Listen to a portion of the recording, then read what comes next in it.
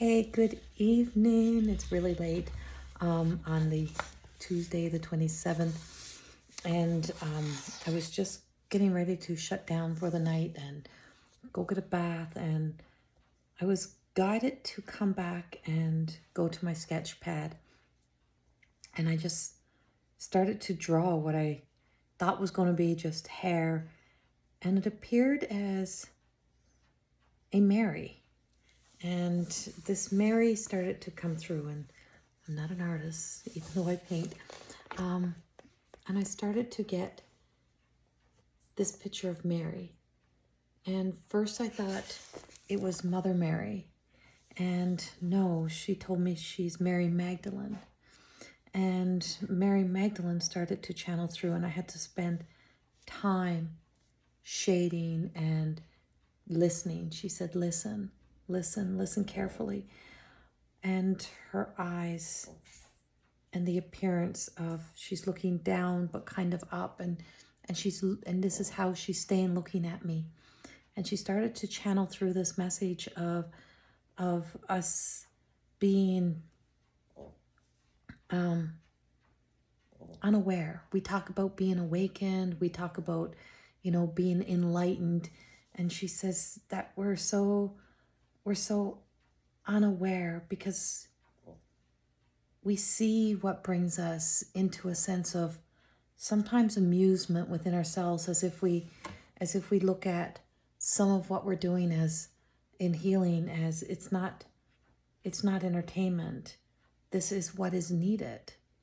We need to really look at our world, and it's as if there was something of, I don't want to say a doomsday, it's not her words, but something of great sadness and something of great kind of despair, as if there is some despair, and that we're living as if we can't comprehend that something may be coming our way. And she says it brings us great sadness that you cannot see as humanity fully, or to acknowledge that, or to not acknowledge. You cannot see that there is this great sadness upon the earth, upon the world that you live within. You have been blinded by false light. You've been blinded by light that you believe to be truth. You've been trying to be in the sense of awakening into this self, but as if it's entertainment. It is not entertainment. It is not to be taken as an entertainment for amusement. It is our life. We walked the grounds. We walked this earth. We walked in hard times and good times. We've seen the worst of humanity. We witnessed it. I bared witness to it, and it is possible. You may not believe that, even though you see it daily, you see it in your wars, you see it in your poverty, you see it in your violence, but you still can't see what is possible in this human world. There is something that is unfolding, a shower of lights coming in at us, a shower of something that comes in as if it is an ending of something, an ending.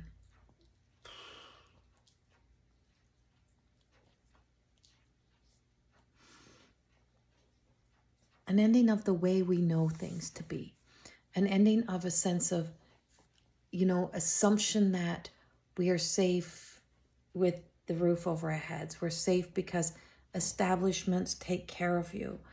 And that's not truth. Saddens her that we find amusement and joy in what we are supposed to be taking as a mission, a call, a journey for us to really truly bring light into this world, to bring the world into this better state of being, this more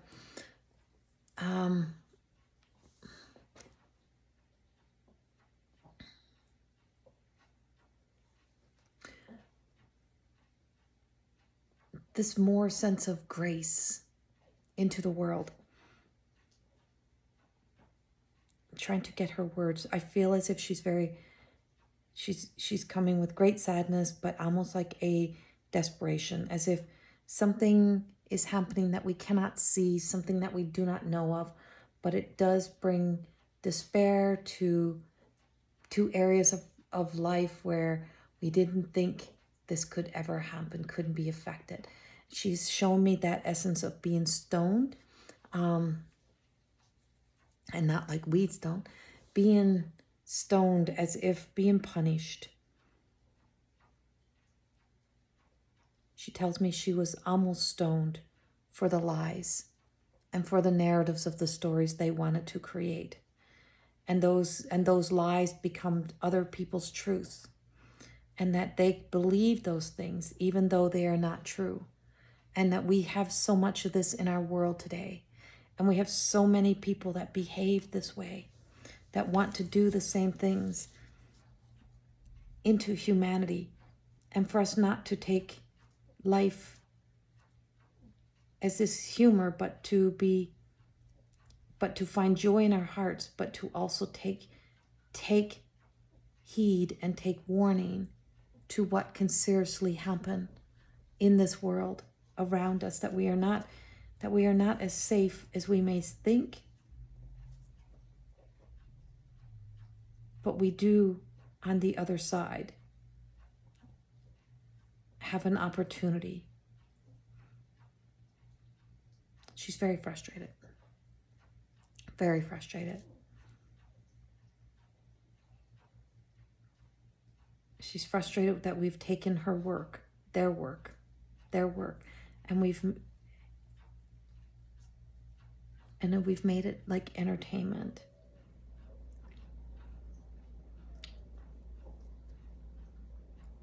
Many have taken it to be able to be recognized, to be celebrities. Just like those that report the news. They look for the story no matter the cost and what it destroys. We have to remember why we do what we do. Why answer the call. And that's for each and every one of us in the human race. For us to take this, for us to look in, to take this time and for us to look in at our world, to look in at our lives, and to know that there is, through great sadness, there's still hope and there's still possibility of change. But we have to recognize all areas of our lives, even when we have been divided and separated in religion and spirituality. Careful what we claim and own. But we will all need to come together for something. We'll all need to support each other and to all be there for each other. And I'm not sure who she is. She's cocooned over here. She came first. She's angelic. She's in opening of a cosmic. But Mary Magdalene. And I had to sit with her tonight as she came through.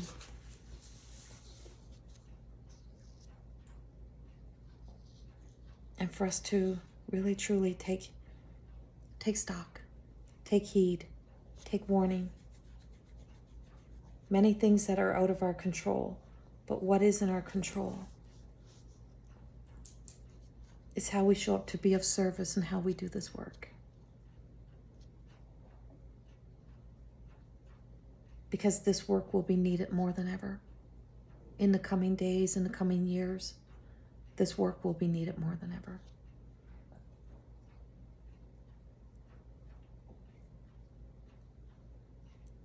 We send you much love. We send much guidance and wisdom to earth. We send it.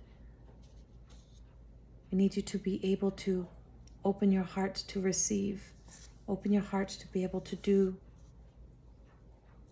to do the things that we ask on the other side.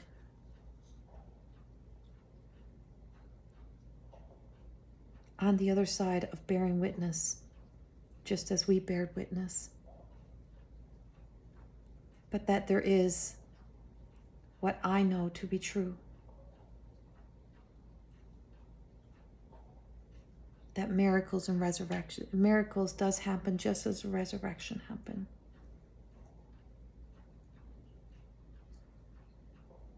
That the Christ is still alive, and still alive in each and every one of you, in each and every one of us. That Christ is still alive. That there's something within each and every one of us that's given as a birthright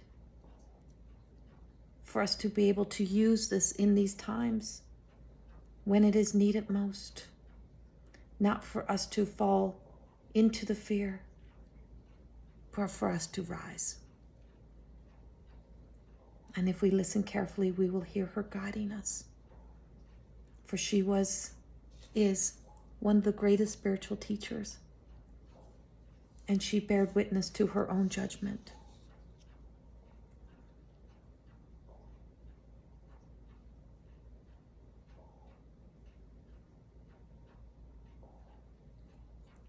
And she also bared witness to the miracles. But she knows how they can crush love and light, or try to crush love and light within you. Don't let them take your spirit, no matter how hard times get. Stay rising, stay fighting, not with weapons, but with messages of love. That this is serious work, to take it seriously. But to be the joy in your heart, you have to be the joy in somebody else's. Be all that we can be today. Be all that we can be every day.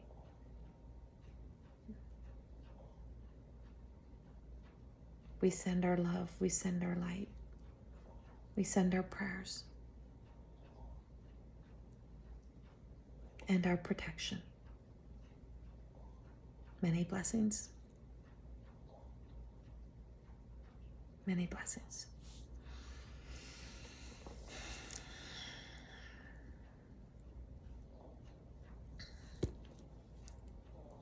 This is Mary Magdalene, who gives these messages with strong conviction and love in her heart. And we have to be very aware of who and how we are showing up in the world and in our own worlds. And that our whys have to be truly of that of honoring that Christ within us all. And that even though we have to experience those moments of not so great moments in life, in humanity, that it will be love that will rise us. It will be that of, it takes one to do the right thing for the right reason. It takes one to say, stop. Reconsider this, think about this. It takes the one moment within us to bring a change within our world and within the world. Be that today where you can be. And hold love and faith in your heart. And we pray for the miracles. Much love. Unexpected call, unexpected message. I hope in some way it makes sense or resonates. It's not a fear message. It's a message of awareness of our truth and the truth we live and the truth we walk and the why we do what we do. To be kind, to be good. To each and every fellow human that we meet and to ourselves. And that the times that may arise upon us, that we are still greater than the times that try to bring us to our knees. That we are greater than that. We are more than that. Miracles shall arise and we will rise. Much love. Bye-bye.